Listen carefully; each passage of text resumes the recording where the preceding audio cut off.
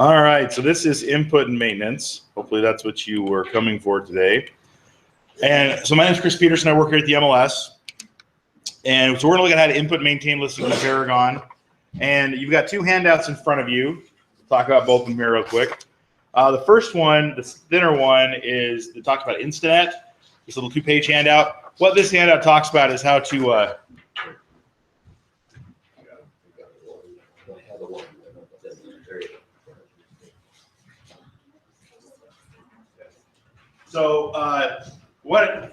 the way Instinet works with input and maintenance is that with Instinet, you can import data from a previous listing onto a data form.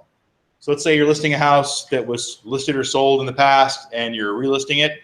You don't have to refill the data form out manually. You can import it from a previous listing and then just make changes that need to be updated. So it saves you time that way.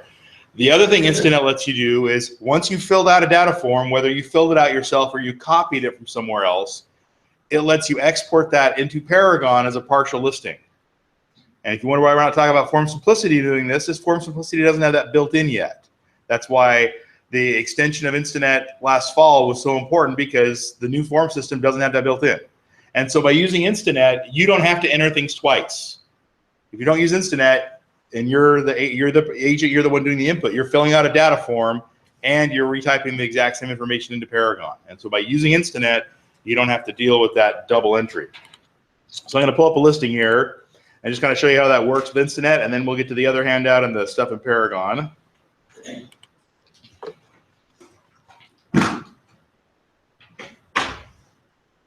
Find the search I need. There we go.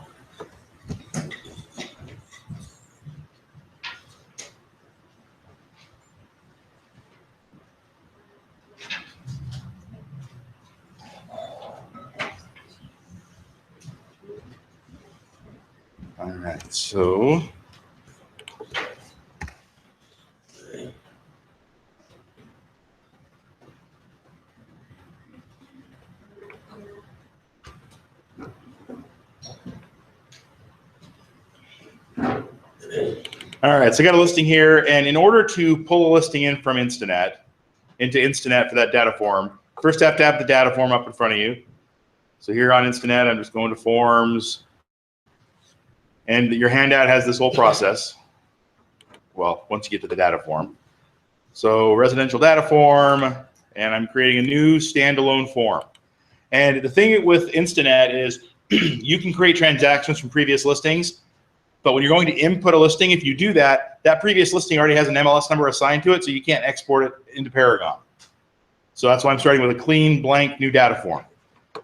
So in order to import data into Instinet so you don't have to re-enter it on the data form, when you have the data form up in front of you, under File is Import Listing. So I'm going to go back here to Paragon. Here's my MLS number. Maybe, there we go. Highlight it and copy it very precisely. There we go. So then once I have that MLS number, I can just paste it here into Instinet and click on the check mark. And then it's going to import data from that listing into here. It imports about 90% of the data. So if this was really my listing, then I don't have to re-enter all this data. I can just use what's here, make sure it's correct. And what I mean by make sure it's correct is maybe when it was entered, it was new, never occupied, and now I'm re-entering it, and so I need to change the age to the actual age of the home.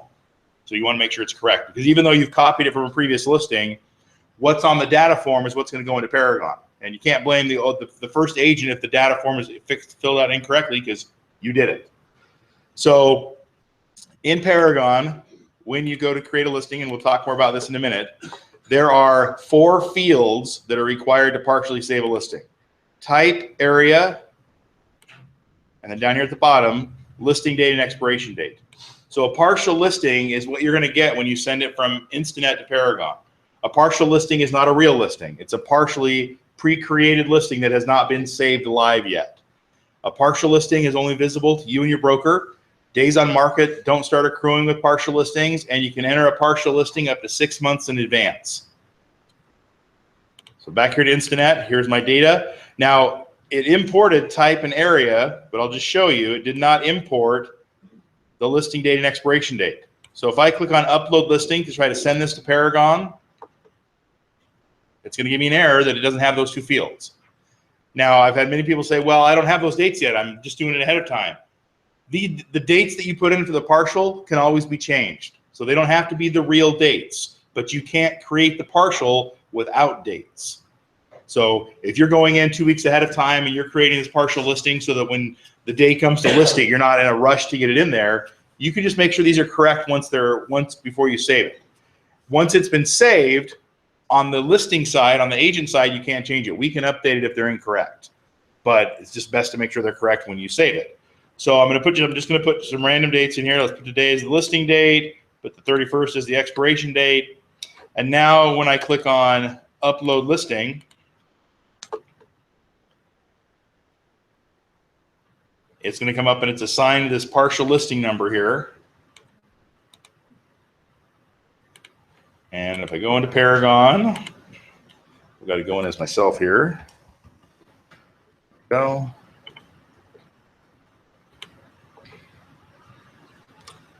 And I go to maintain partials. There's the partial listing number, that property on Cub that I just created. So then I would come in here and finish it and save it as a live listing whenever I'm ready. But that's what this little thin handout tells you, how to go import it from Instanet onto the data form. And then the second page is how to take it from the data form and send it to Paragon. So if you're importing a listing, if you're inputting a listing that's been previously listed, you can save a lot of time by not having to fill out the whole data form on its own.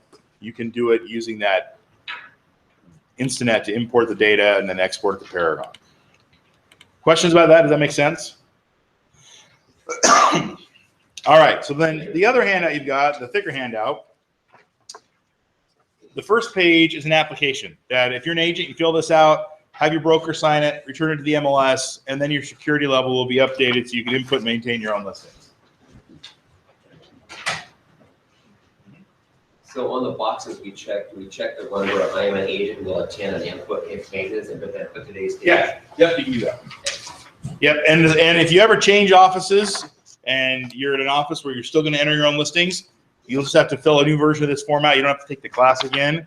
To get a new version of it, here from the front page of Paragon under membership info, here's the agent input security form. It's the second one on the list. So if you're at Silver Creek and you go to Keller Williams, they'll turn off your input ability until you turn the form back in, but you don't have to take the class. And there's a fax number up at the top of the form. My email address is at the bottom. As soon as it's returned, it'll be updated. I mean, if you turn back in today, this afternoon is when they'll be updated. And so then you'll have that input ability. And the way you can tell that your input ability has been turned on is under the listings menu, you'll see add listing. Yeah. As a broker knows when he signs this and we've completed the class. The broker won't know, but we won't turn it on until we look and see that you've signed in and the class has been here. Okay. So I mean, people, when sometimes someone joins an office with their input listings, they'll turn that in right as a new agent, but they've never attended the class, so it won't be turned on until they attend that class. You'll notify us when it's turned on. Sometimes it just depends on how many there are. But the way you'll tell, if you've turned the form in and by the next day add listing isn't there, then something's happened. But I mean, because the login and password will be the same. The only difference is this add listing will be under that listings menu. So we don't have to renew this; it'll stay on us. Right. Yeah. The only time it'll be turned off is if you change brokers or the broker changes their policy and says no one's inputting anymore. So yeah. Yep. So back to this thicker handout. After the application, you flip it open that first page, you'll see a bunch of screenshots says inputting a listing in Paragon. So you'll notice we're not in the computer lab. There's not a way to have a hands-on input class because we don't have a fake database to go into. And no offense, I don't want to have to go and delete 25 listings every time I teach this class. So we're not in the computer lab. So you've got screenshots here so that when you're working with listings, you can kind of refresh your memory about what we talked about. After the screenshots about inputting and maintaining, on page 11, page 11, you'll see a section without screenshots that says residential data input form instructions. And this is about all the required fields of a residential listing, which is what we're going to look at this morning. And the reason we cover residential and not the others is that they're all very similar with the exception of the items that are required. I mean, for example, in residential, you don't have to put how many animals per acre you're allowed to have, where in farm and ranch you do. And so other than the fields being different, they're very similar. And residential is the most common property type, so property class, so that's what we're going to look at. So when you're entering a listing into the MLS, and if you've done the rules class, you'll remember we talked about that in the rules class as well. One of the first things to remember is the time frame to enter your listings. And the time frame is the next business day after you begin marketing the property. So whether it's residential, vacant land, doesn't matter. The time frame to enter it into Paragon is the next business day after that marketing begins. If you're not going to market it, or you're going to wait to market it, or wait to put in the MLS, I should say, then the exception to that rule of putting in by the next business day is you have to turn in the waiver of benefits. And if you look on the very last page of your handout, and I'll bring it up here on the screen as well, and you can find it in Instinet, in Form Simplicity, it's under membership info. And so the waiver of benefits is the exception to the rule. When a broker joins the MLS, they say all my listings are going to go in the MLS. The waiver of benefits is the exception to that. So if a listing's not going to go into the MLS by that next business day after you begin marketing it, then the waiver of benefits has to be turned in. So it's got to be one or the other. And with waiver of benefits, basically this is just letting the MLS know that for this listing, we're waiving the right to have it in the MLS, either for the entire duration of our listing or for a certain amount of time, like a coming soon or whatever. So whether it's a coming soon or an office exclusive, you'd fill out the waiver. You fill out the information. There's a place for your seller to initial and sign it. If you're just withholding it for a short period of time, like for a coming soon, there's a field that says future date for MLS input. So it would be the date you're going to put it into the MLS. The list date and expiration date come from your seller rep agreement. And that future date for MLS input is important because if you're going to, let's say I'm taking a listing today on the 27th of January, but we're going to put the listing into the MLS on February 15th. By putting that future date for MLS input as February 15th, then when I put it into Paragon, the list date that I use is February 15th, not January 27th. So it doesn't go on the MLS with 19 days on market. It goes on with 0 days on market. And so right now, whether it's an office exclusive or a coming soon, anything that's not going to go in that next business day after you begin marketing, you have to have the waiver of benefits. I'm not sure how long this will be, but in the future, there'll be another way to do it, which will not have the waiver involved. But right now, the waiver is what we have. And there's a email address, fax number to return that to the MLS to get it added to the list of properties that have waivers. And if you see a property marketed, but you can't find it in Paragon, here on the gateway on the dashboard where you log in is this listing waiver search. So you can come here to search for properties that have waivers. And you can search by address or agent name. I'm going to put 56 in here. We'll see what comes up. And so then here I can see some properties that have waivers of benefits. And so if I had a buyer interested in one of those properties, they're office exclusives, so I would have to talk to the listing agent because there's nothing in the MLS about those properties. And so the waiver of benefits is the exception to the rule. If it's not going to go into the MLS, you're going to use the waiver. And then as far as entering listings, I know we just talked about how to use Instinet to enter the listing and send the data form data into Paragon. But in order to talk about it this morning, we're going to go through the process as if we were entering it manually without Instinet, just so you can see what that would look like. So once your security level is turned on, under the listings menu, under add listing, you would select the property class that it goes into. If the property fits into more than one class, it can be entered more than once. So if you've got a property that's a farm, but it's in an area that's being developed, it could be listed as farm and ranch, business, commercial, and vacant land all at the same time. That's one piece of property with 3 MLS numbers. Now, like we just talked about, the time frame to enter those is the next business day after you begin marketing. So if I have three different versions of the listing, they all have to be in by that next business day. If I put it in as vacant land and a month later I decide to put it as business commercial, Paragon's going to let me do that. But that second listing, the dates won't correspond to the next business day, and so I'd get a fine for entering it late. So the way to avoid the fine is that you want to either get an addendum signed by your seller that you're putting in a new property class, or cancel the original listing and then get new documents, new seller documents, and then re-enter it in those multiple property classes. And if you have it in multiple classes, like my example, let's say I've got it in 3 property classes, when I accept an offer, I can mark all 3 of them as pending, but when it sells, I choose which one to mark as sold and cancel the others because they didn't sell 3 times. It sold once. But that way you're able to get it out in front of as many agents, as many consumers as want to look for it. And one thing I just thought about with the waiver that I don't want to forget to mention is if you don't use the waiver, there is a fine attached to that. And the board last fall raised the fine if you don't turn a waiver. So basically, if you have a listing with marketing and it's not in the MLS and you don't have a waiver, the first time that happens is a $500 fine. The second time is a $750 fine. The third time is a $1,000 fine. And I know of 2 separate instances where $500 fines were assessed. Now, I'm not the board. I didn't make that rule. I've had many people say, well, that's not fair. It's a free country. I should do what I want. You know, I agree with all those things, but if you join a club, you got to follow the rules of the club. The MLS is a club. If you join the YMCA and you let all your friends use your membership card to go swimming, you're not going to be a member of the YMCA anymore. So until the board changes the rules or until something else happens, those are the rules we have. So you just want to make sure that you either have a waiver or you have it in the MLS. There's no third choice. So, all right, so we're going to pick residential here under listings as if we're entering it here. And this is where those screenshots, the first part of your handout, are going to come in a little bit. So before we jump in to talk about the required fields, across the top here is this blue toolbar, just like in the search in Paragon. On the left is save. And under save, there's 2 options, save listing and save as partial listing. We already talked about the 4 fields to partially save a listing. When you partially save a listing, like I said, it's visible to you and your broker. It's like saving your work. You can always come back and work on it whenever you need to. Save listing lets you save it, submit it, and it makes it a live listing. All the fields that have the red square with the white R and a few other ones sometimes, all have to be required. All those required fields have to be filled in for you to save it. If they're not there, Paragon will give you an error and it will not save it without that information. And when you save a listing, and everything's there, it's live, it's automatic. There's no waiting time, no clearinghouse, nobody reviews it. We're all adults, so if you save a listing, we're assuming you've entered it correctly and it's going to be there. Now, obviously, if it's not correct, then things can happen with that. But you want to make sure everything's accurate when you put it in there. That's where that partial listing can be really useful, because you can go in when you're not in a hurry and make sure everything's there, partially save it, and then when you're ready to make it live, it's already there. You don't need to worry about stressing to get it in there. And like I said, once it's live, it's visible to everybody. It's going to go on auto email, all those kind of things. And once the listing's live, you can still go to maintain it, of course, but there's certain things like once you make a listing live, you can't change the listing date, because you already said what the listing date is. You can't, if people could manipulate that, it wouldn't be very useful. And so you can't change that. We can change it on our end, but we'll require documentation showing what the listing date is. So you just want to make sure those things are correct.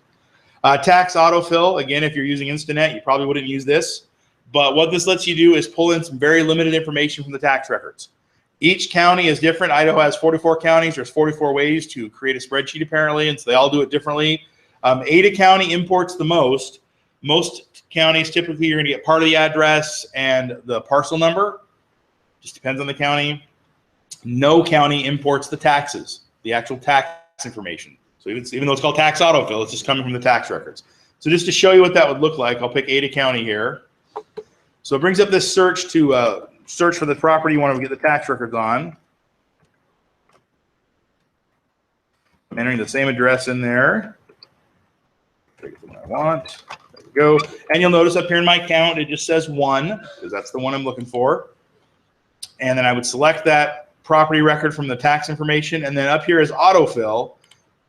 And it's going to show me what information it's going to autofill into my listing. Now, most things here are going to work. You'll notice number of acres and parcel number, but I will show you one thing that won't work, and that is city. So think about it. If you've ever done a search in Paragon and you searched by city, did you put in just the name of the city, or did you put city, state, and zip code? Just the name of the city, right? So it's going to try to put city, state, and zip code. Paragon won't recognize that as a name of a city, so it won't take it. So I'm just going to hit save here, and you'll notice, like I said, the city's not there, but it did put in the address. A little farther down here is the number of acres and the year built. And then down here in the financial section is the parcel number. Now, with the tax autofill, like I said, the parcel number is always put in there. And the reason the parcel number is important, I put the wrong number. If the parcel number is not entered, then the tax records can't link to the listing correctly.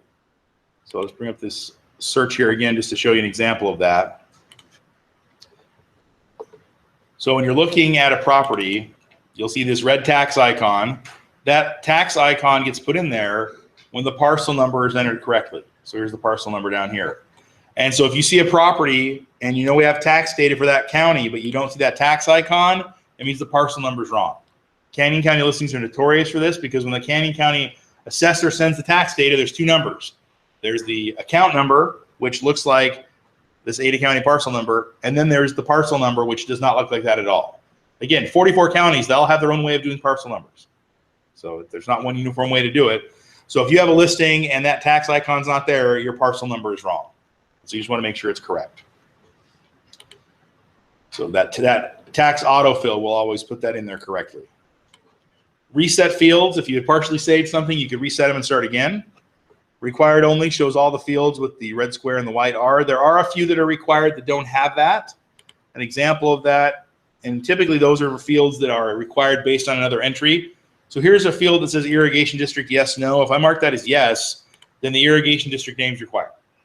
So another example too is if you say there's 5 bedrooms, bedroom levels for 5 bedrooms are required. They won't have an R next to them though, because it doesn't know how many to require until you say how many bedrooms there are. Just like it doesn't know to require irrigation district name unless you mark yes. And then open all and close all. Close all closes all these containers. When you initially come in to work on a listing, the general section is open. Open all opens them all though, if you wanted to do that. It's up to you. So that's that toolbar across the top. So again, to get here, went to listings and then residential, brings up this listing input screen. Before we go on to talk about the required fields, any questions about what we looked at so far? Yeah. The draft report partial never expires. I mean, never goes away until you, like if you never. They only stay for 6 months. So if you have a partial listing and 6 months goes by, they're deleted automatically. So now if you go in and resave it as a partial, then the clock starts then. But yeah, if it's left alone for 6 months, they get deleted. So, and if you change offices, they don't go with you. So if you had a partial saved at one office, move to a new office, you don't have access to those listings anymore. All right, so let's talk about these required fields. Now, just like doing a search in Paragon, there's 2 different ways to enter the information. You can come to the line you want to type in, like status. If I start typing in new, it comes up for me here.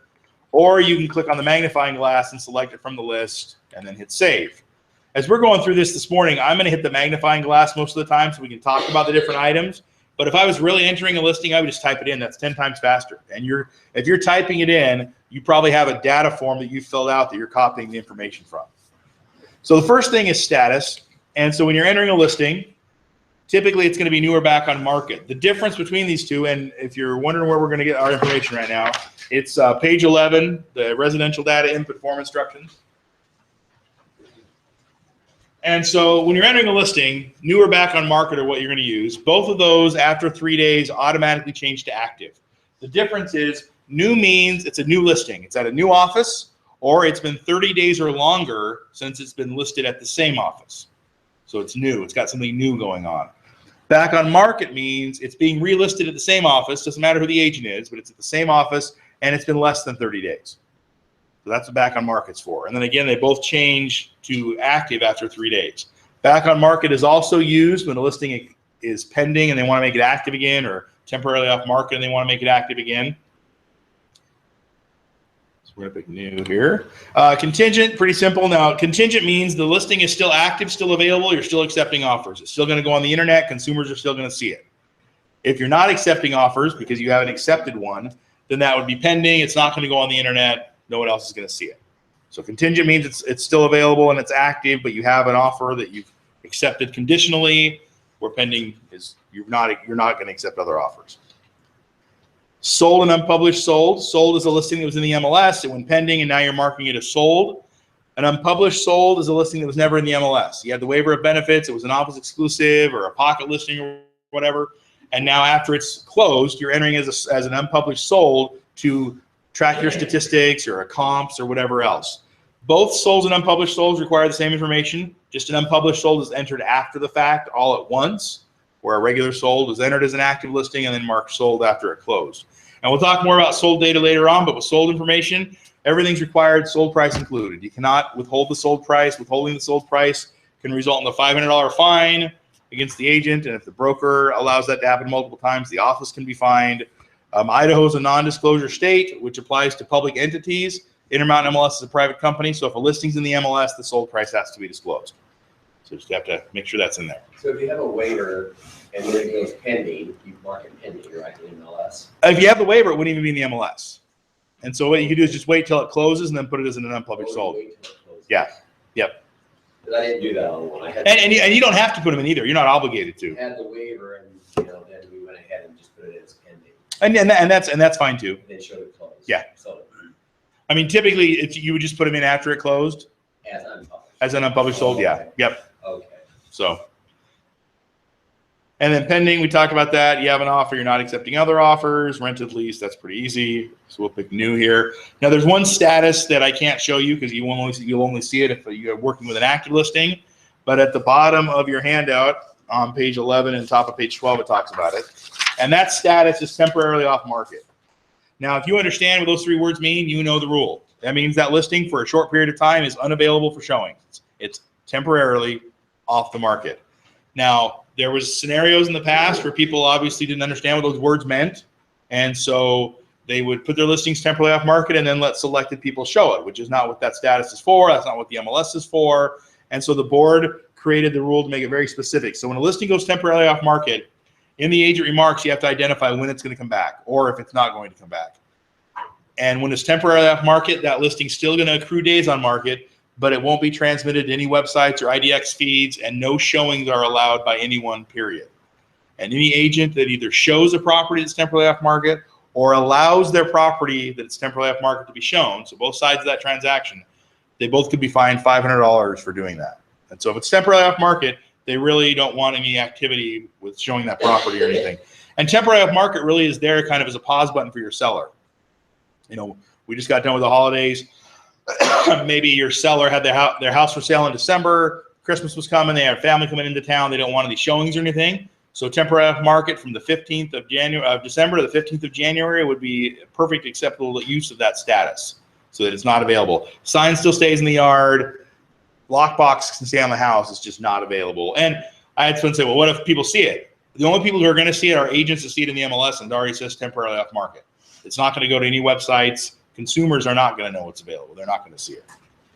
So that's temporarily off market. Yeah. In the event that you had someone call on the sign while it was temporarily off market, would you need to put it back on the market? Yeah, exactly. Put it back on market, let them show it, and then you can switch it back to temporary off market. Basically, what they're looking at is if you don't put it back on market, then everyone is unable to know what's available, and that ends up being anti-competitive. That's you have to make it available to everybody. So I had someone say, well, if it's only available for 2 hours, how's everybody going to see it? Who knows who's going to see it? But the whole point is you allowed them to be able to see it. But agents have complained to drive by the house and see the real estate sign still out there. But temporary off market allows that. So when they go look it up in Paragon and see temporary off market, they should know, oh, okay, this for whatever reason they're not allowing showings right now.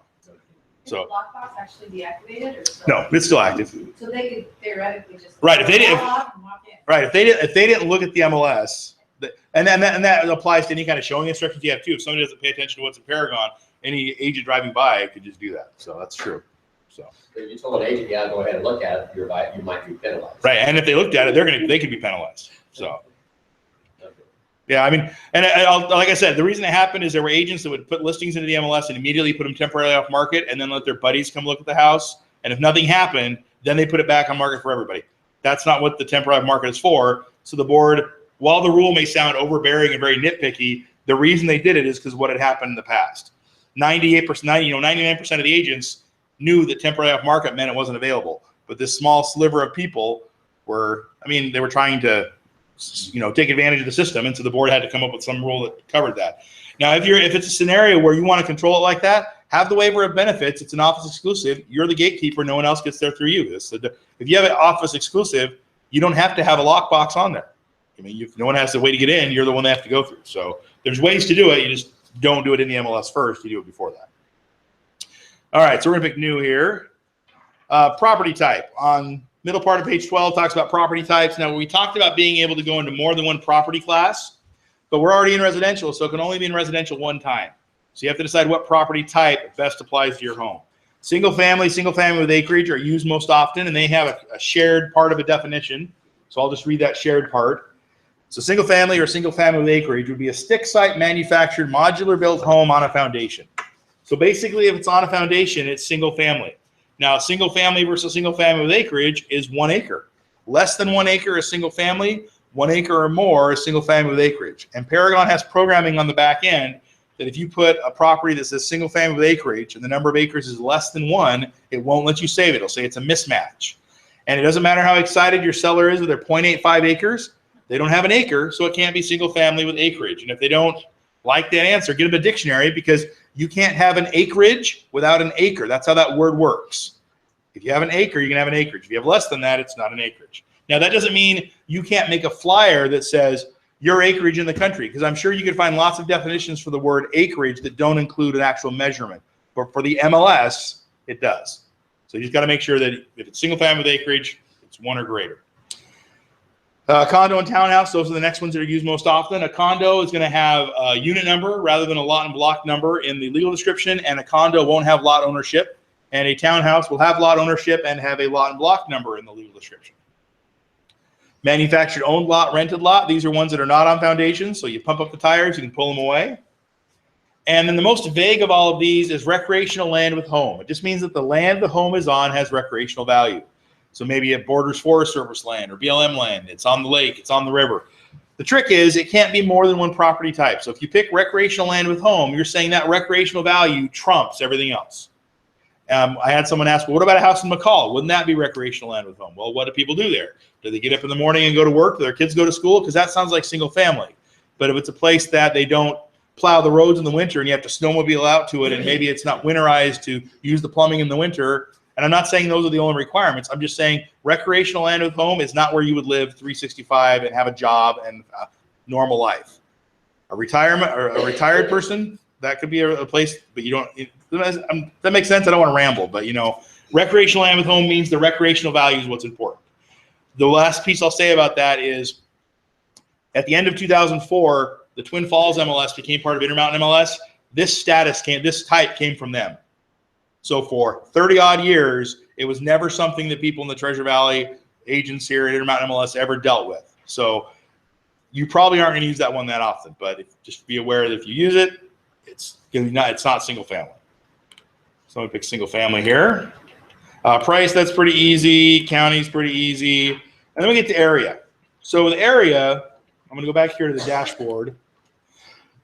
Over on the right, under other services and tools, it says area maps. And when you click here, it takes you to this Intermountain MLS members page, says IMLS find an area, and that's gonna bring up a Google map of the entire MLS. And up at the top, you can put in the address of your properties. Well, let's keep using the same one I was working with there.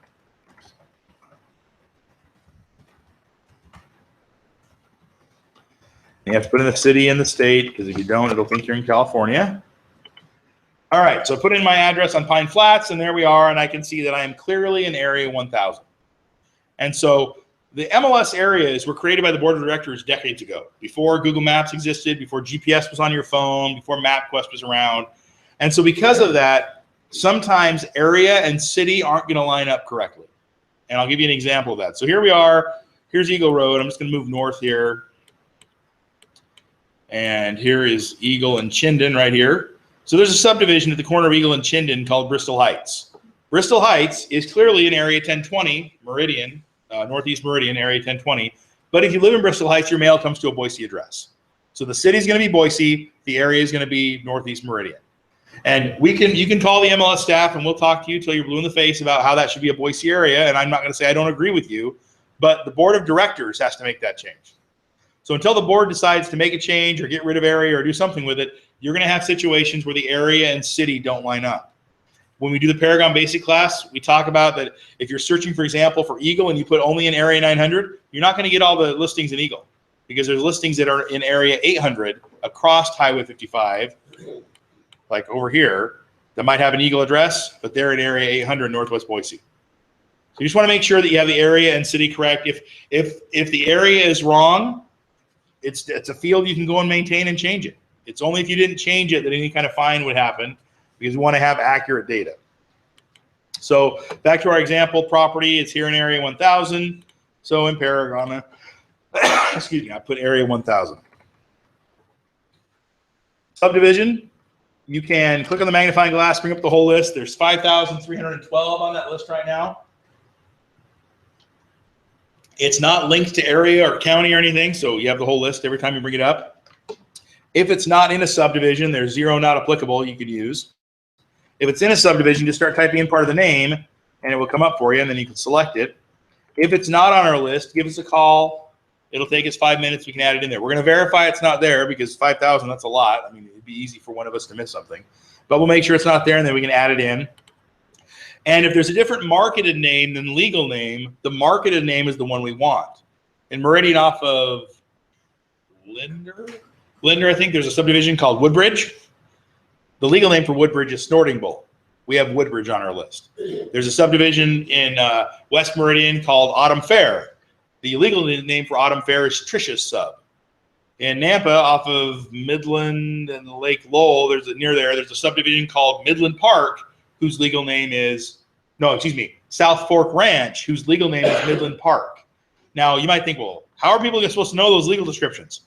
You're going to get it on the title report. You're going to get it in the tax records. Consumers don't know that. When someone wants to live in Woodbridge, they don't go home and say, oh, I want to live in Snorting Bull. They want to live in Woodbridge. And so that's the name we need to have, because that's the name that people will see when they pull it up on a website. So if you're giving us a name for a subdivision, and you know it might be different, the marketed name is what we want.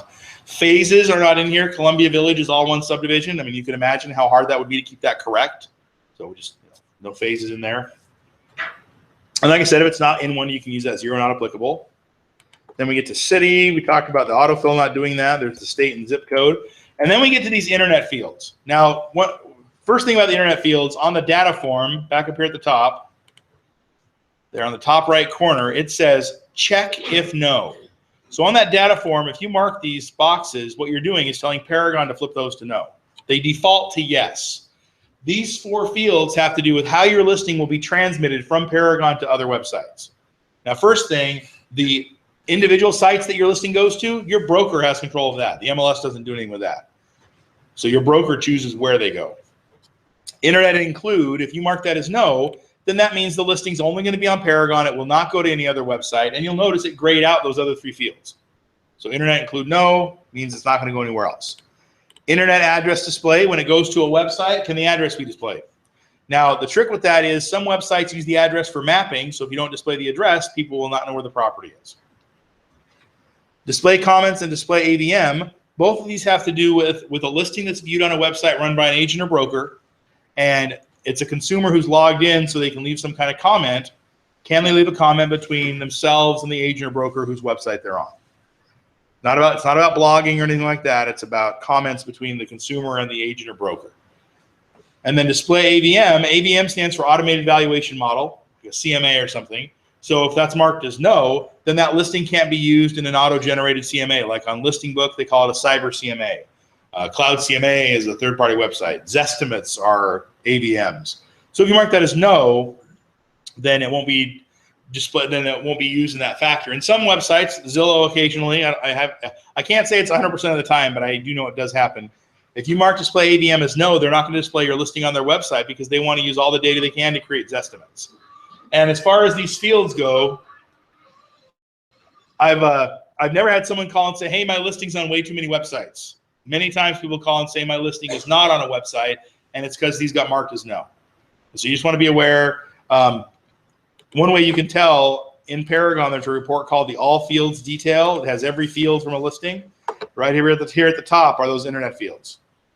So if those are marked as no, then that listing won't go to websites. Now you can change them to yes, and then it will get pushed out eventually. But most websites check for new listings very frequently. They check for updated listings at a slower rate. So it might take longer if it's updated versus going in as new. And I'll give you one example of where turning internet include to no. An example I heard of that being used that made sense to me. In McCall, the actor Val Kilmer used to have a house or a cabin or something, and he sold it with an agent. They didn't want to go into other websites. They marked internet include as no. But as far as regular, John Q. Public, Mary Q. Public's homeowners, you're going to want to leave this as yes so people see the listings. People sometimes say, well, my client's concerned about privacy. None of their information goes out, especially if they're in Ada County. Have them go to adacounty.assessor.org and look up their house. And anybody in the world can look that up. We send out just what's on the client detail. I'm not telling you that to scare your clients. I'm just trying to, you can give some context to what's already out there versus what you're going to put out there to try to market their home. Because if you don't put it out there, if you have internet include as no, 5,000 people will see it. That's it. No more. If you have internet include as yes, hundreds of thousands of people will see it because it goes to all the websites the broker has indicated. Does that make sense? Okay. The next required one is type of ownership, and there's two options here, and this is just very simplistic definitions.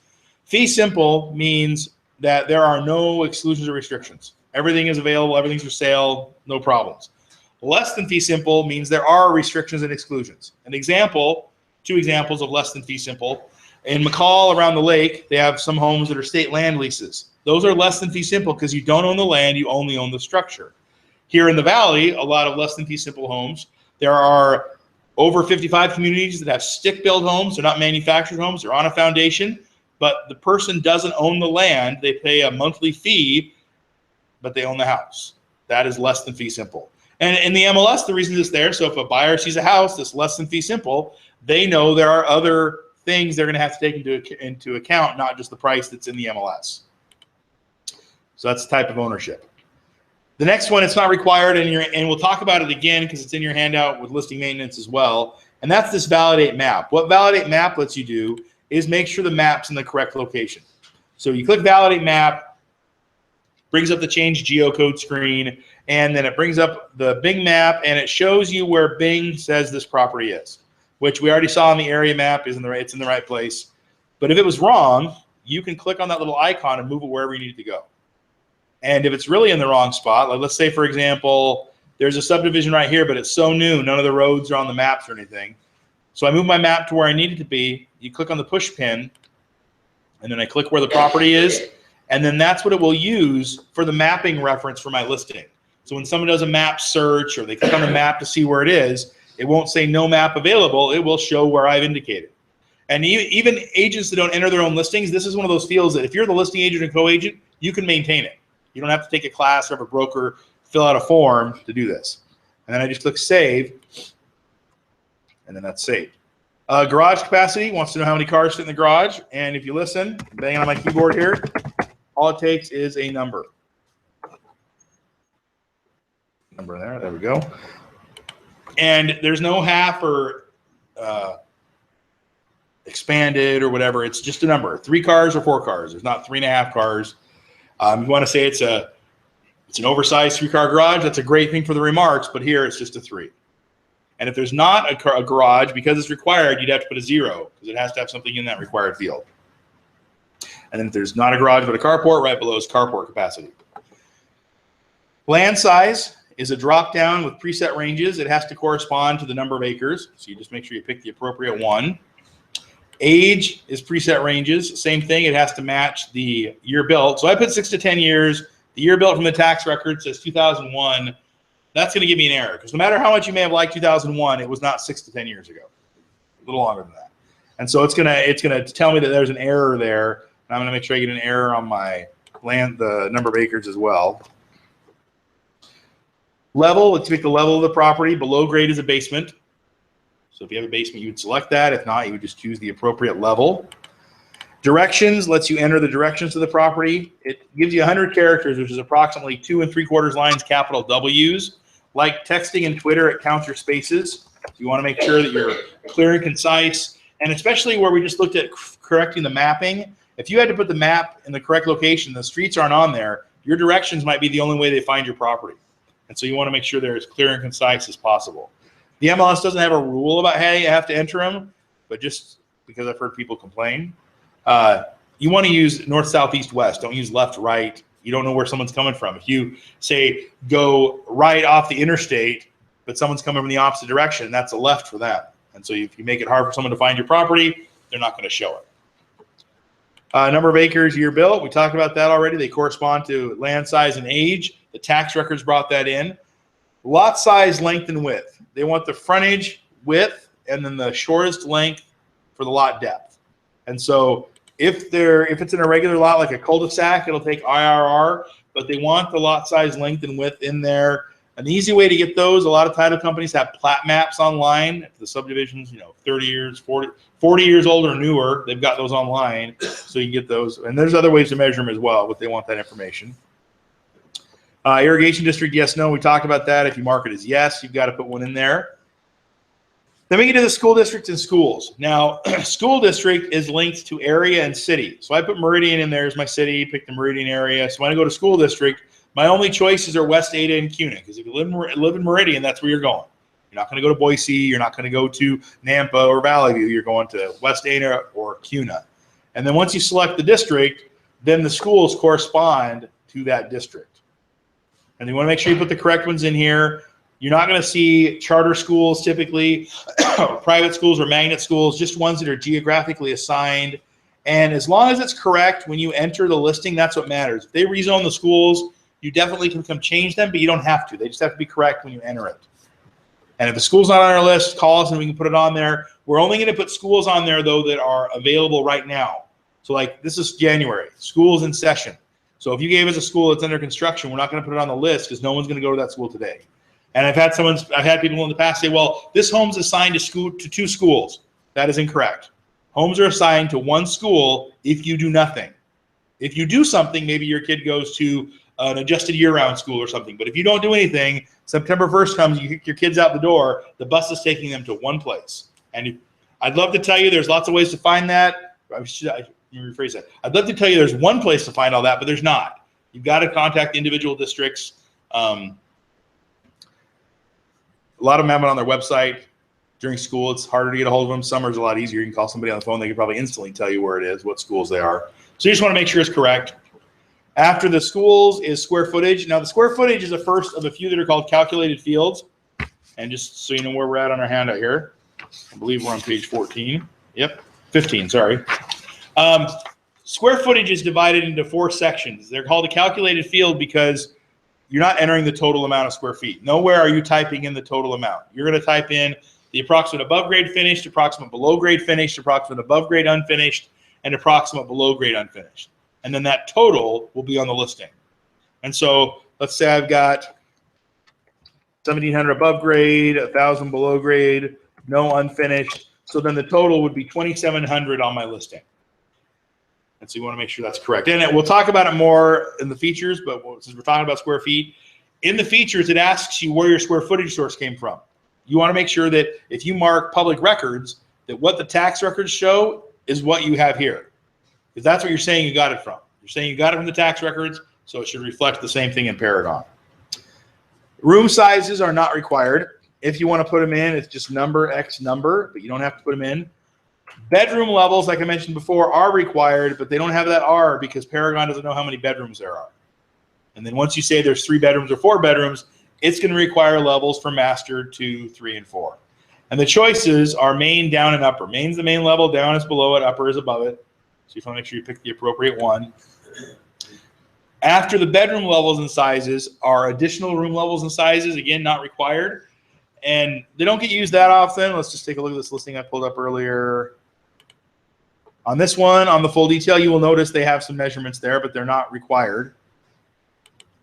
The thing with the room levels and sizes that you want to watch out for is you can't call one room 2 things. So for example, here it says den size and level. Here's office size and level. In the features, you might put perfect den or office has built-in shelves for your needs. And then if you came here and marked both of those, even though you may intend to say that's one room that could be 2 things, someone else is going to look at that and think there's 2 rooms on the same level. And so you have to make sure that if you're putting in the levels and sizes, you commit to what you're calling it, like family room, eating space, dining room, bonus room. The MLS doesn't define what those rooms are. The house that I live in, and one of the listings, when it was listed previously, it called them a great room and a bonus room. It's not above the garage. It's on the main level behind the garage. We call them the living room and the family room at our house. You can call them whatever you want. You just can't call them 2 things. You just got to commit to what you're calling it. After the room levels and sizes, bedrooms and bathrooms, like square footage, it's calculated fields broken down by main level, upper level, and below grade. So let's say I've got 3 bedrooms on the main level, no upper level, 2 below grade, 2.5 baths on the main level, no upper level, 1 below grade. So my listing would say 5 bedrooms, 3.5 baths. And for the MLS, it's either a full or a half bath. Toilet and a sink, half bath. Anything more than that is a full bath. There's no 3/4 baths. And if you tried to put 0.75, it won't take it. It only lets you put 1 number to the right of the decimal. That's Paragon's way of telling you that 0.75 won't work. So it's either a full or a half bath. And that's the last part of the required fields here on the general section, which is the longest one. Questions about those fields at all? Yeah. Is there any way, if you could enter that in Instinet as your own form, that you could upload that without it, like it's new construction? When you have it here in the data form, when you send it as that partial, it'll put all that in there. But it has to be sent as a partial first. You can't Right. do it directly. Right. It's got to go, and the reason it has to go as a partial first is there's just some fields it doesn't put in there. Like it doesn't. Well, I'm thinking of the import. It does it as a partial, so you have to go and make sure it's correct. Because if they went in as live, then there'd be scenarios where things weren't correct from that data form that went in. So, but when you export it from Instanet, if everything's correct, you can just go and hit save and it'll save it. Okay. If it's all You there. still have to go partial, even if you Right. completely filled it out. Yep. And then double check it. Yeah, once it's in there, you just go to save listing, it'll save it. So, all right. So the next section here is the features, and the features you will notice only have 3 required fields: construction, list class, square footage, source of square feet. And with the features, you can click on the all features magnifying glass, brings up the whole list. So if I go here to required only, I just put in the required ones. So we talked about single family and single family with acreage being basically anything on a foundation. This is where you specify what it is. Is it mobile home, manufactured home, frame construction? What is it? This is where you specify that. A list class, exclusive agency, exclusive right to sell, and then source of square feet. Now, once those are in there, you can hit save and you can continue on and save your listing. You don't have to have the other features that are here because they're not required. But I would say for the most part, most listings are going to have those other things in here because you want to make it easy for people to find your property. And with features, unlike the remarks where you can put context and say you could do this, with features, it's things that exist. So for example, under cooling, if I pick central air, that doesn't mean they can go to Home Depot, buy an air conditioner, connect it to the house, and now they have central air. It means they go in the house, crank down the thermostat, the AC is going to kick on. It exists. Farther down here, included kitchen features, same thing. If you put that there's a dishwasher, it doesn't mean there's a hole in the cabinetry where they can install their own dishwasher. It means there's already one there. And then down here in lot features, the same thinking applies. So for example, garden space means there's either a place where they have a garden or a weed patch that used to be a garden. Doesn't mean they can dig up the grass and make their own garden. It means it exists. Which takes us to my favorite one to talk about, RV parking, because that follows the same line of thinking. So RV parking means there is either a place created for parking an RV or a place where they are parking it. So for example, RV parking could be a cement pad, a gravel pad, could be pavers on the side of the house they've been parking their motorhome on. It also could be, if they have a large backyard with a gate that opens up to the road, it could be the backyard where they've been parking their RV for the last 4 years. The trick is you can't call it RV parking if they haven't used it for that. Like if they have the gate, the big backyard, but they have not been parking it there, it is not RV parking. It is a big backyard with a gate that opens up to the road. Just like garden space. Can't call it garden space if they have to dig up the grass. I mean, RV parking, garden space works the same way. And as far as the features, again, as long as they exist, that's all that matters. And there's not a lot of definitions for any of these other than common sense. I mean, waterfront. In the Mountain Central MLS and McCall, they have like 12 waterfront entries. We have 1. So all 12 of theirs have to fit into our 1. So waterfront obviously is more than on the river or on the lake. There's more things that could be waterfront. I'll give you a perfect example. In Meridian and in Nampa, they have places that 35, 40 years ago, they were called a ditch or a canal. Now homes have been built around them. There's walking paths, water's in them all year. And those walking paths might have been landscape. They have little docks in them now. People fish off of them. Those could be, excuse me, thanks. Those could be considered waterfront because there's water in them all year. You have to use common sense. I mean, the walking path along the greenbelt, what else would you call that? There's not another option that says water next to a greenbelt. So waterfront is the only thing it can be. So you have to use common sense when you're putting these in there. And when you're working as a listing agent, the ambiguity is awesome because that means your listing qualifies for lots of things. When you're working with a buyer, it's frustrating, and that's true. The MLS has to play both sides. We don't work only for listing agents. We work for both. And so that example of the waterfront walking path, if you've got a guy that wants a boat, I got to tell you, middle of Meridian subdivision house, that waterfront's not going to mean that there's a lake there. And if you don't know that, you're in the wrong business. You should go work somewhere else and get on with your life. But the thing to remember, and view is the same thing. I mean, view, what is a view? If I grew up in Washington and I hate the mountains, there is no view in McCall that I will ever like. If I grew up in Arizona and I hate the desert, there is no view in Mountain Home that I will ever like. But there are a lot of people that like the desert and a lot of people that like the mountains. And so it's all just up to you and your seller what you want to use.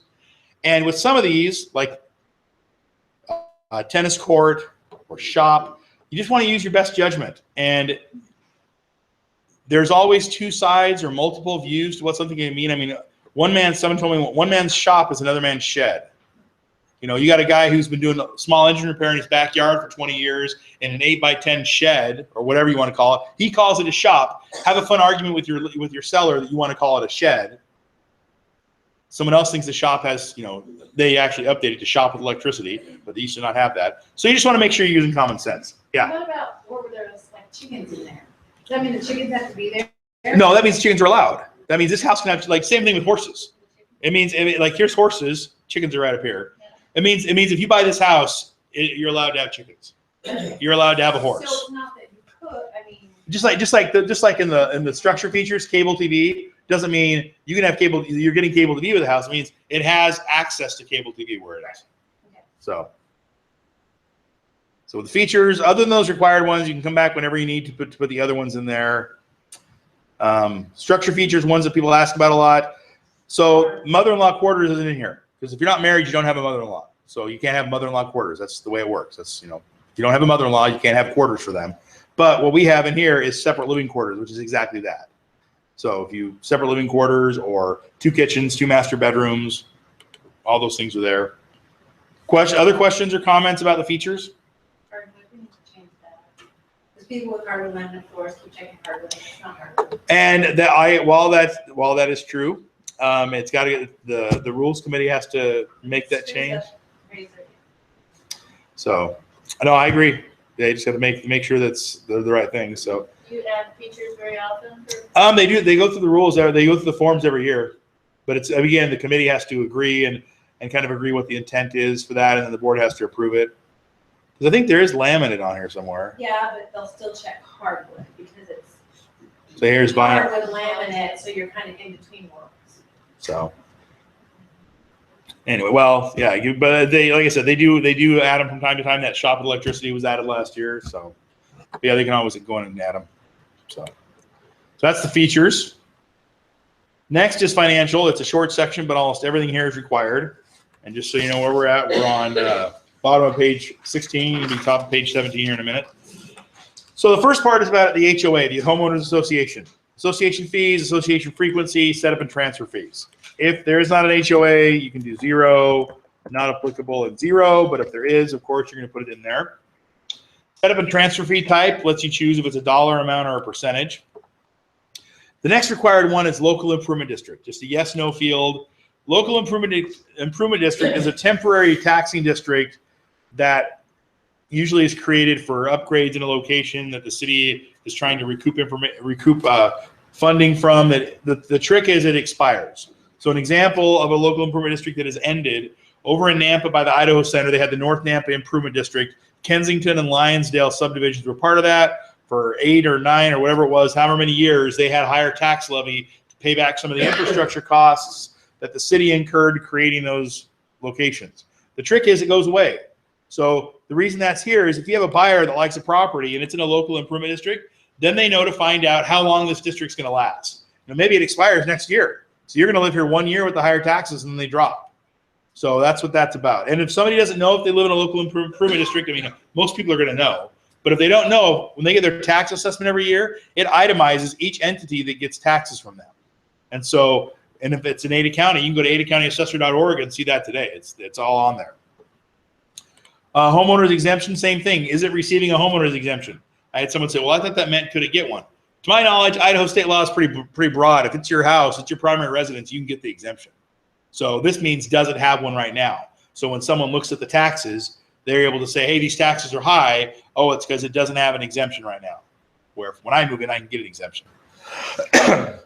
Flood insurance, yes, no. Is flood insurance required? You just check that if it is or not. And if you go to FEMA.gov, the Federal Emergency Management Agency, they have the floodplain maps.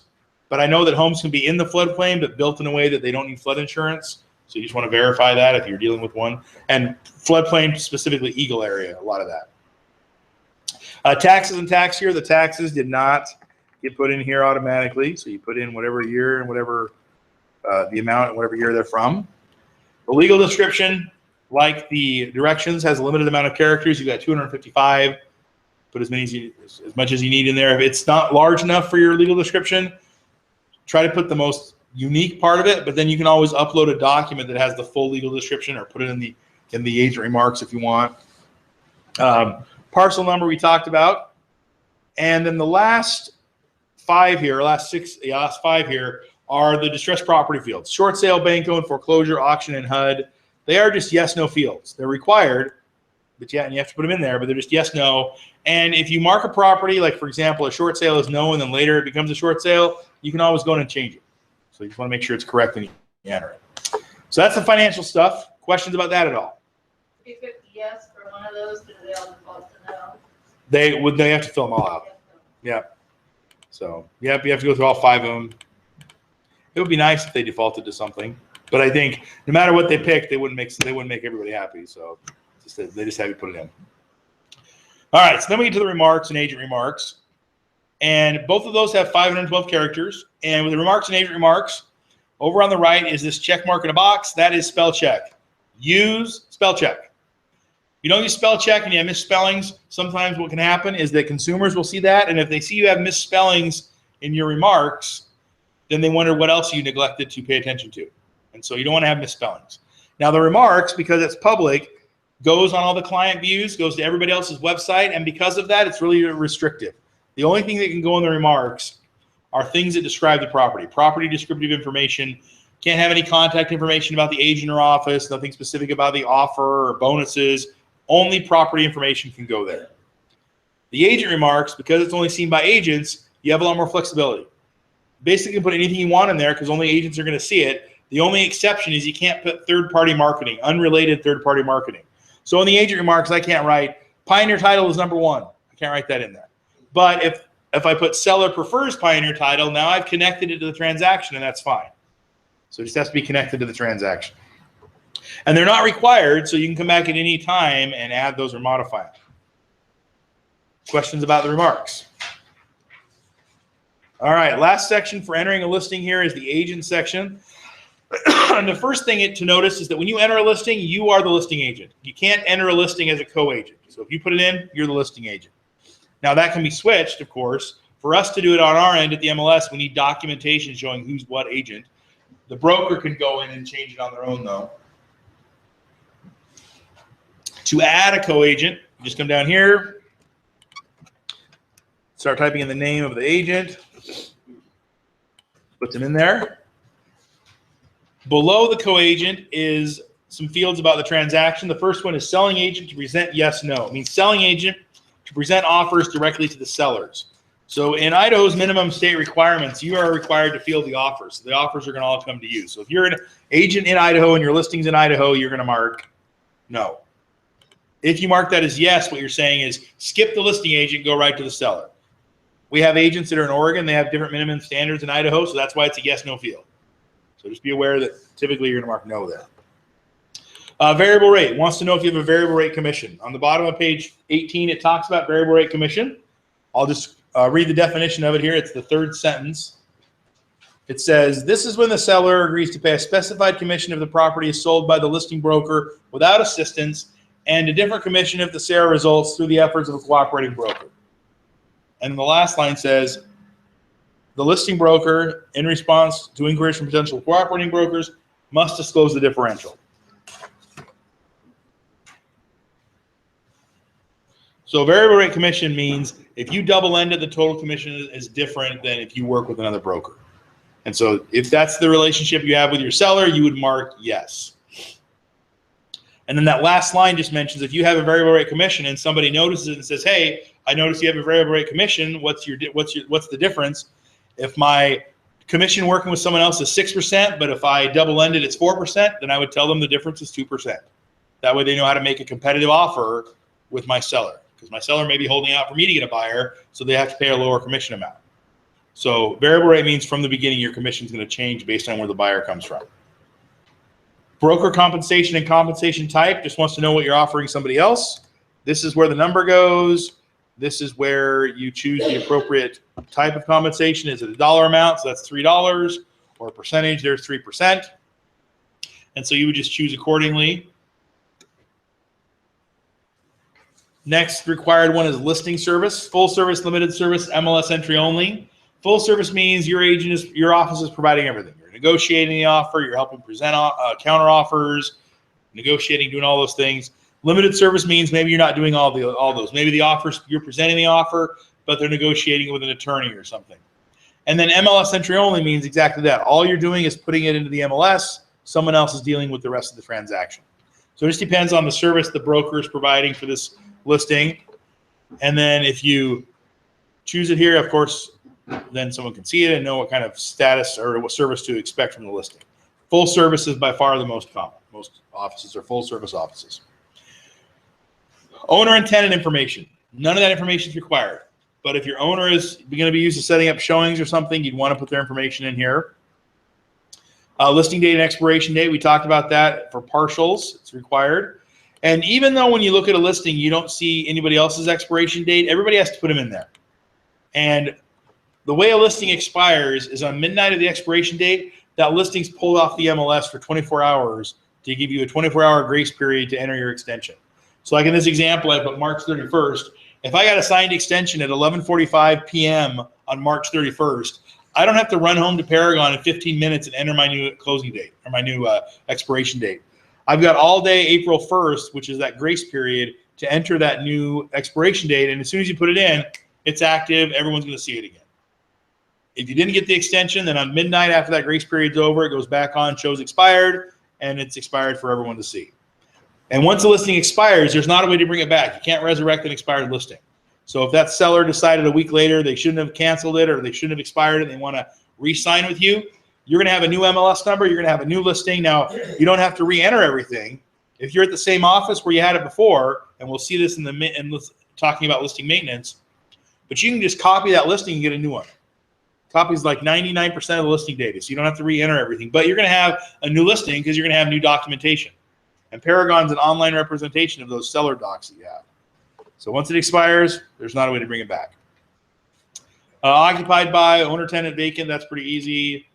Showing instructions, whatever those are, if they're appointment only, call first, lockbox, showing time, whatever it is, you just choose the appropriate one. And then there's some virtual tour fields. A branded virtual tour is going to have agent and office information on it. An unbranded will not. And whether you're creating your own or using a virtual tour company, you just want to make sure that the appropriate link is in the appropriate field. Those unbranded tours go to all the other office and agent websites. They go on all the client views. And the branded tours go on the listing agent and office website and on the agent views. And that's the last part of entering the information. Questions, comments, concerns about those at all? All right, so let's pretend I've entered some things here and I want to save it. So I go up here to save, and I'm going to choose save as partial listing. And as long as you have those 4 fields like we talked about before, when I go to save as partial listing, it gives me that partial listing number. But if this doesn't come up, it hasn't been saved. And odds are you're going to have errors down here at the bottom telling you're missing the expiration date and the list date, which is usually what people miss because it's all the way at the bottom. But if you're missing it, it won't partially save it. Now, if I was done with Paragon and I needed to leave, I get it finished. But if I hit continue input, that lets me save my work as I go.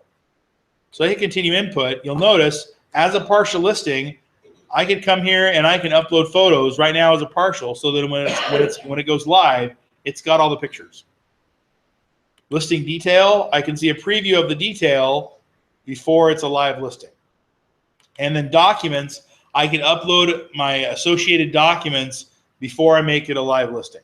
So you can do all of that ahead of time. Now, let's say I'm done, even though technically I obviously am missing a lot of things, and I want to save it. So I go up here to save and go to save listing, and this is going to check for all those required fields. And there's 2 different kinds of errors you might get. The first one has this accept checkbox. That doesn't mean what you entered was wrong. It just wants Paragon to verify what you put in there. So it says list date and expiration date. Are they correct for this listing? If I hit modify, it takes me to where those are. List price is sort of outside of normal range. Is this correct? I put $1,000 for my asking price, my list price. If that's what I want, I will take it. You just check the box, and then when you hit save listing again, those errors won't come up anymore. Now, the other items that I have here are because I'm missing things. Like I didn't put bedroom levels in there. Here's the error for my age. It says if age equals 6 to 10 years, year built must be between current year -6 and current year -10. So it makes it sound like the year built is wrong, but that came from the tax records. So what must be wrong is age, which is checking against year built. Same thing with number of acres. Please validate number of acres according to the land size keyword. Well, I put 0.23 acres, and I'm not a mathematician, but Google is. So if I put 0.23 acres in square feet, and I know it's suggesting it, but I'm going to type it anyway. It tells me that 0.23 acres is 10,018 square feet. Well, standard lot only goes up to 9,999. So I'm 19 square feet over standard lot. So I would need to choose the 10,000 to 0.49, and then it would accept that. And so until all these errors are corrected, it has not been saved as a real listing. And if you have it partially saved, nothing has been saved at all. So you just want to keep that in mind, that as you're entering a listing, if you get a lot of errors coming up, it might be worthwhile to partially save it before you fix them so you don't end up losing everything. And when I say end up losing everything, I'm not talking about Paragon going down. I'm talking about your internet. How many times have you clicked on a link to view a video or to view a picture and you had to hit refresh or you had to click on the link again? Those are all intermittent communication issues that happen all the time. We don't, unless you've got a hardwired connection from your computer to the server that runs Paragon, that's always possible because there's hundreds of thousands of miles of cable and wirelessness that go between your computer and the server. So if you get in the habit of partially saving, then you don't ever end up losing something. You can always come back to what you had. And then once you've got all those errors taken care of, you go back up here to save listing, then it saves it, submits it, assigns the MLS number, and it's live for everyone to view. Any questions about entering or saving the data? All right, so let's talk about maintaining listings. So I'm going to log back in here a different way. So to go into maintain a listing, and this is where information in the front of your handout, I will tell you the page. Page 4 is going to come into play. So to go maintain a listing, under the listings menu, you're going to choose maintain under listings. Excuse me, choose listings under maintain. And that's going to bring up all the listings you have the ability to maintain. So obviously as an employee of the MLS, I've got every listing here. And when this comes up here at the top, it's got this navigation. It defaults to active as the status because you're going to maintain active listings a lot more than a pending listing. If everything goes right, you only maintain a pending listing once to mark it sold. Whereas an active listing, you might go in and change the price, change status, or other things. And so if you go in there to find a listing to maintain and you don't see it, make sure the status corresponds to what you're looking for. You can also change it to all, but it defaults to active. And then when the list of properties comes up, over on the left is the MLS number. Click on the MLS number. That brings up the entire property to maintain. You can go in and do anything you need to with it. And one of the statuses we didn't talk about yet is the status of price change. So the reason the status of price change is important, and the reason I brought it up here is in a minute we'll see how to change the price. Changing the price doesn't change the status to price change. So if you want your listing to show the status of price change that after 3 days changes back to active, you've got to come here and maintain the listing and change it to the status of price change. The reason it doesn't happen automatically is what if you entered the price and it was too low and you had to correct it to a higher price? Do you want it being flagged as price change? Probably not. And so if you want the status to say price change, you just do that on your own. If you just want to change the price, you can of course click the MLS number, but you can come here, click on the price, and then you can change it. But that, like I said, won't change the status. To the right of price is number of pictures. We'll talk more about that in a minute. And then you go here to select an action. And this is where that screenshot on page 4 is. First, maintain listing. Just like clicking the MLS number, it brings up the entire listing for you to maintain it. Change anything you need to. Price change brings up the price. Expiration date, as long as it hasn't expired, brings up the expiration date so you can extend it. Remarks brings up the public remarks and the agent remarks. And here's that spell check again. So here we can see that rockery is misspelled. I'm not sure what that means, so I'm not going to worry about that, but everything else seems to be spelled correctly. So that's the remarks and agent remarks. Virtual tour. Let's put in the links for the virtual tour fields. There's branded and unbranded. Notice this one has a YouTube video, Tour Factory unbranded tours there as well. So you just put the links there. The MLS doesn't host the virtual tours. You have to have them hosted online somewhere and then put the link in there. Change geocode, that same mapping we saw earlier, shows where that property is on the map.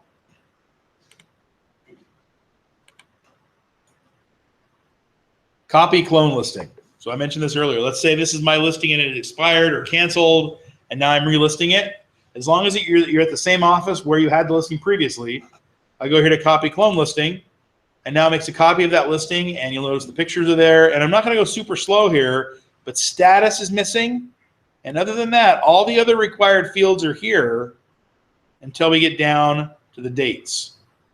So when someone has a listing that expires and they call crying because they don't want to re-enter the whole thing, we don't cry with them on the phone because copy clone is really easy.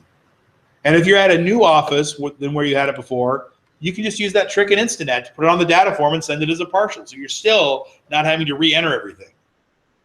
Now it's called copy clone. We just talked about the copy part of it, the clone part of it.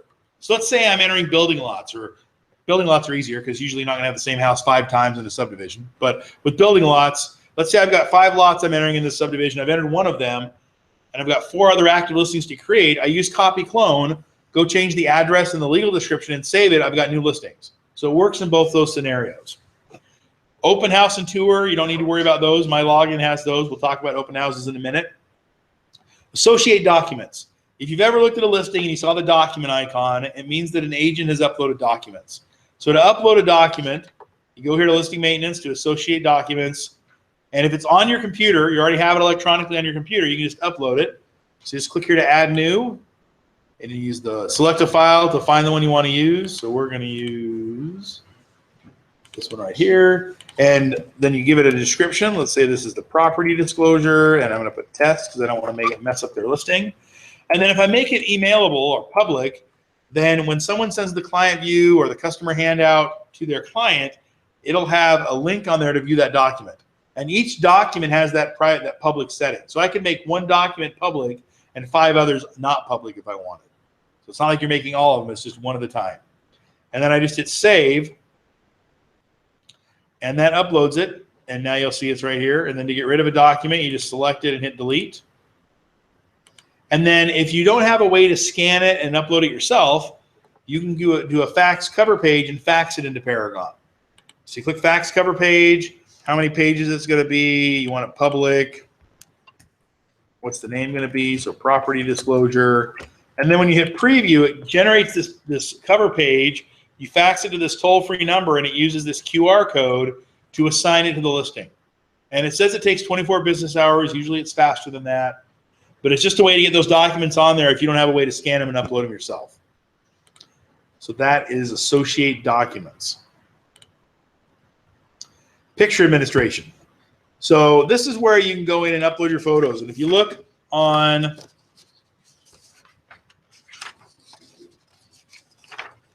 the bottom of page 8, you will see a message that I'm going to have pop up here as well. Up at the top of the picture administration, it says upload help. When you click on upload help, it tells you how big the picture needs to be. Or I should say how small the picture needs to be. If the picture is too big, it will be compressed. And so that little message that's there on page 8, it says, if a photo is over 125 kilobytes in size, the image would be compressed to 125 kilobytes. Note this could result in a reduction in quality, and they recommend you do not upload an image that's longer than 10 megabytes, larger than 10 megabytes. So roughly, there's 1,000 kilobytes in 1 megabyte. So if you have a phone or you're using a camera that's relatively new, like 5 years or newer, or even maybe older than that, your pictures are going to be like 3 or 4 or 8 megabytes in size. So that's 8,000 kilobytes. And if you have an 8 megabyte file that you upload and it's being compressed to 125 kilobytes, that's 6,007, no. Anyway, I'm not going to do the math in my head. It's a big number of data that's being ripped out of it. So the closer you are to the size they want, the better your picture will look in Paragon. If you've ever looked at a picture and you clicked on it and it was kind of pixelated and fuzzy, it's because it was too big when it was uploaded. So you want to make sure they're the right size. If you're using a photographer, give them these dimensions. They'll know how to do it. If you're doing them yourselves and you don't have a way to resize, there's a link here to let you download a resizing tool that you can use. But you want to make sure they're the right size so they look good. And then once you've got the properties and the images are the right size, let me find the right one I want here. There we go. There's 2 ways to upload photos. You can upload them individually or you can upload a group. To upload a picture individually, you just click on this upload, this image button. And you come down here, click add files, find the picture you want to use. There's house. Select the picture, hit open, and then start upload, and we'll upload it for you. If you want to do more than one, up here at the top it says upload multiple photos. So you click on that, go to the add files again, and then select the pictures you want to upload. Now you'll notice 2 of these pictures I'm uploading are rotated the wrong way. And it's important that you just notice that real quick. So start upload. Now they were in my computer facing the wrong way, but in Paragon they are not. So what that means is that on my computer, I didn't actually rotate those pictures. I just changed the way my computer viewed them. So if you upload a picture to Paragon and it's rotated, but it wasn't on your computer, that means it really was on your computer. You just changed the way your computer viewed it.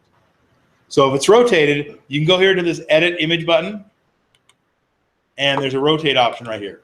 Rotate it either right or left. If you need to crop it, you can click on the little item in the corner, the little icon there, and then you can crop it and then save it. And then, of course, if you want to rearrange photos, you can click and drag them and move them around. And then to get rid of a picture, you just select the ones you want to get rid of. I don't want to mess their listing up, so we're going to get rid of these. And then click delete.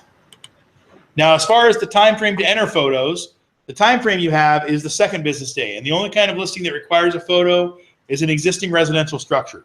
So to be built, under construction, not residential, do not require photos. Now, that being said, if you ask around, people don't look at listings without photos. I mean, even vacant land, people want to see pictures of dirt. What way does the dirt face? People want to see that stuff. But we don't require it. And with your photos, you can't have signs in your photos. If you have a sign in your photo, then we'll ask you to replace it, or we'll try to Photoshop out your sign. So it's just best not to have one at all. Questions about picture administration? All right. Back here to select an action. Sold, closed, status pending. We'll come back to in a minute. Activity report. So the activity report is a report that shows how this listing is being viewed in Paragon. And up on the right of the activity report, it says report definitions. It tells you what that report is indicating. So for example, here's a little screenshot of one. You'll notice this is Paragon Help, but it's actually from our MLS. So match saved searches, right here, match saved searches. In this example, it says 4. Each time the listing is included in a result set of a saved search, this value is incremented. So that means how many saved searches has it been included in? Matched contacts, 1. So the 4 saved searches, but only one of those saved searches has a contact that matched that property. Property details viewed, 45. Each time the listing is viewed in a single listing detail view, whether it's client or agent, that number is increased. Added to listing card. How many times has that property been added to a listing card? Emailed from system. How many times has it been emailed? Total hits. Total number of hits is anytime a single listing detail is viewed in Paragon or Client Connect or it's emailed to someone. So back on our listing here, this total hits 333 is how many times it's been viewed individually by everyone. Agent hits is how many times it's been viewed by agents. Unique agent hits is how many times it's been viewed by individual agents. Those numbers are the same, which means no one's viewed it twice. Client hits, how many times it's viewed by clients. Unique client hits, so some clients have viewed it more than once. 47 unique people, but 54 hits, which means 7 people have viewed it twice. Now, the reason that's important is this isn't Realtor.com or Zillow or somewhere else. This is agents in the MLS, their clients, their saved searches, emailing it to people they're working with, which are going to be more serious, I would say, than how many times your listing's been viewed on Zillow. Because anybody can go to Zillow, look. The only way these numbers increase is that an agent has done something with their contact or whatever. So that's the listing activity report. And they're going to add more information as time goes on, but that's what that means right now. So if you have a client who wants to know what's going on with their listing, that's some information you can provide to them. After the activity report, we've got showing time. So showing time is a tool that allows agents to request showings from within the MLS. And with showing time, if it's turned on, then someone requests a showing, then you're notified either by email, by text, or by a phone call that an agent's requesting a showing at a certain time. It's really meant to help decrease the amount of phone tag you have to play with somebody else. So instead of somebody calling you, leaving you a message, you having to call the seller, then the seller call you back, and then you call the agent back, showing time is streamlining it. So with showing time, when you look at your listing, let me find a different one here. By default, appointment required is going to be the option. You can choose other choices for your listing. You can also set your defaults to something else. So appointment required means they have to request it in showing time and you have to approve it. Courtesy call or go and show means they still request it in showing time, but it's automatically approved. And the reason showing time is great for that is if it's a vacant property, you don't have to take a phone call from a vacant house and say, yeah, go show it. They're just automatically approved. View instructions only means they're not using showing time and they're going through you. Now with showing time, another thing that can be done, and you'll see this person has 2 people here, you can add a co-agent to be the person that is getting those notifications and responding to them. You also, like it says here, can add your owner. So if the owner is the one that has to approve the showing, instead of you getting the phone call and then calling your owner, waiting for them to call you back and approving it, they can be the one that gets the request. And that can go to them via email, via text, via showing voice, which is a phone call, or they can have the showing time app on their mobile device. They get prompted for a showing and they can say yes or no to approve it. And in showing time, as the listing agent, you can go in here and add restrictions and like limit the amount of time for showings. But restrictions are important because maybe you've got a client that Sunday, they're off limits. They don't want anything happening on Sunday. And so you can go here to add a showing restriction. Let's say you're just going to call it Sunday, if I can spell right. And it's going to be an all-day restriction. It's going to be for the entire duration of the listing. And then it's going to be on Sunday, and I hit save showing restriction. And now anybody that goes to try to request a showing, Sunday is going to be blacked out. They won't be able to get in there. So showing time is just a way to make it easier. I mean, phone tag isn't fun. How many times have you enjoyed leaving a voicemail knowing the person is not going to listen to it? If I didn't get emailed my voicemails, I would never listen to them. So, you know, phone tag isn't something that people enjoy doing. Showing time is trying to make that an easier process. You don't have to use showing time, but that's what it is. So that way, that's when you see it in listing maintenance or you see it here on the dashboard, that's what showing time is all about. Super Lockbox. So Super Lockbox lets you assign the lockbox from within Paragon. So I click on assign after clicking Super Lockbox, and then you put in the serial number and shackle code of the box you're assigning. If you don't have the serial number and shackle code, you can log on to SuperWeb and you could go in there and Super is going to request the MLS number. So Super needs the MLS number, Paragon needs the shackle code and serial number to assign that lockbox. And the reason assigning a lockbox is important is if you assign the lockbox, then when you're notified of showings and things, it references the property address. So when you're printing it out for your seller, you don't just have some random serial number of a lockbox. You can say, here's your address, it's your house. And they may not think that's a big deal. It's going to be a big deal for your seller for them to see their address on there. Because honestly, you could fake that if you don't have their address on there. So by assigning it, that information references the property. So then we get to set as pending and sold closed. Set as pending, pretty simple. You're going to mark that. It's going to let you set the listing as pending. So I'll go here to set as pending. You will notice the status automatically changed to pending here. And then I put in my pending date and my proposed closing date. Now, when you're entering a listing, the proposed closing date always has to be a date in the future. So if something happens and that date changes, you're going to have documentation with your seller and buyer to change that date. You need to make sure that you change it in Paragon. If your proposed closing date becomes a date in the past, you'll be notified via email that you need to correct it. If you don't correct it, they could fine you for it. So you want to make sure it's correct. And then whenever you put a listing as pending or sold, and on your handout, you have a picture of the same pop-up on the bottom of page 5, and I'll get it to come up here. When you go up to save listing, pops up this little message about hot sheet records. So the hot sheet is a search that you can do to find listings that have had changes, whether it's a status change or a price change or something. And so when you set a listing as pending or sold, it asks you if you want to leave hot sheet comments.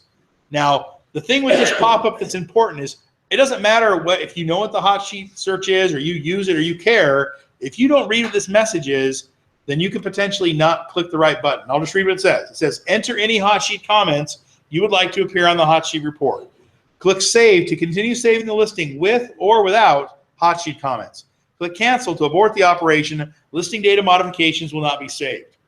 So it tells you right here that if you don't want to leave comments and you hit Cancel, you have saved nothing.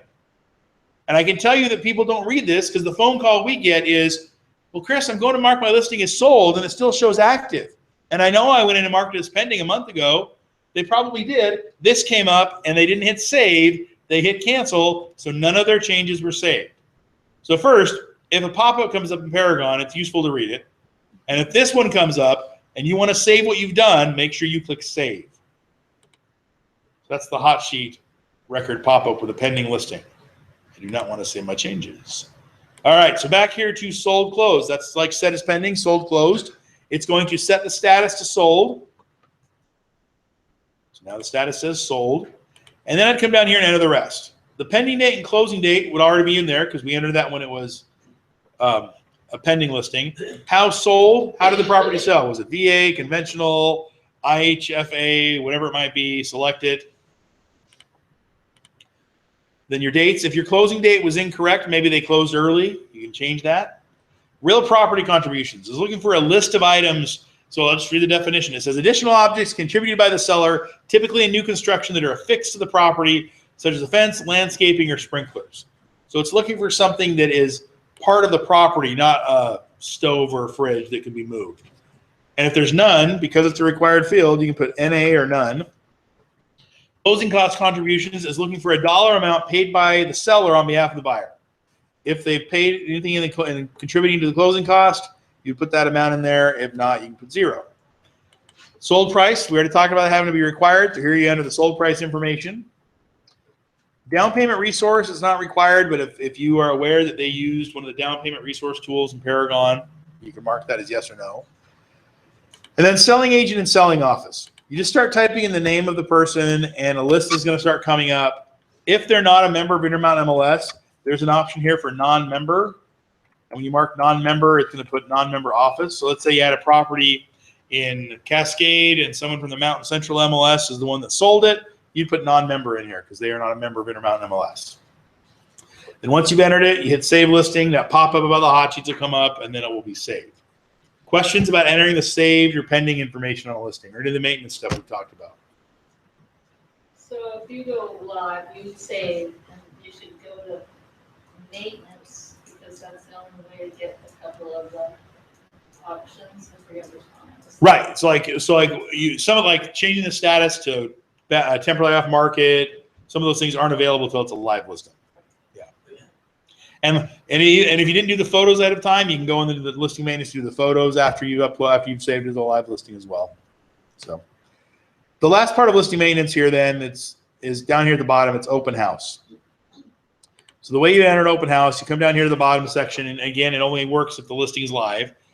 You put in the date the open house is occurring. So let's say I'm going to have an open house on the 28th. And put the time. It's going to begin at 11:30. It's going to end at 2:30, real short one. And then if I want to put who's showing the open house, I can do that as well. And then when you hit save, that adds the open house information to the listing. And I'll show you where you can see that on a listing. It can be added to your search criteria if you want to do that. And I have one here, open house search.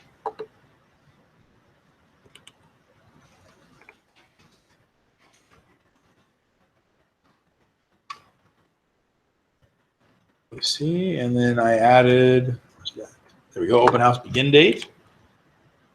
Begin date is today. So now when I hit search, these 53 listings that are coming up have open houses that have been entered. And so right down here below the photo, it's got the open house date and time. So that's where you would see, that's where that open house information is seen once you enter it in there. And on the front page of Paragon, it says this week's open houses. When agents click there, it takes them to intermountainmls.com, our public site. When consumers come to our public site, they can search for open houses. And then it shows the list of open houses here. If they mouse over a picture, it enlarges it. If they click on the address, brings up the open house in front. It's not doing it in Twin Falls, that won't have it. Boise. So they click on the address, it brings up the property information, there's the listing agent information, where the open house, when the open house is occurring. Then you've got the map view, street view if it's available. It's just not loaded yet, but that's where it would be. And so they would see that open house information. And in Paragon, at midnight after when the processing occurs, that open house is automatically pulled off the listing. So in my example here, on midnight of the 28th, it'll be pulled off and the open house information won't be there anymore.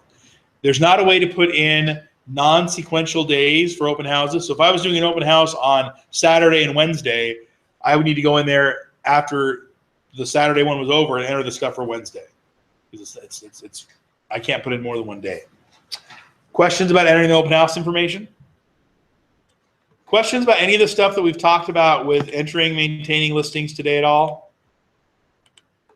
As you're using Paragon, if you have questions, no.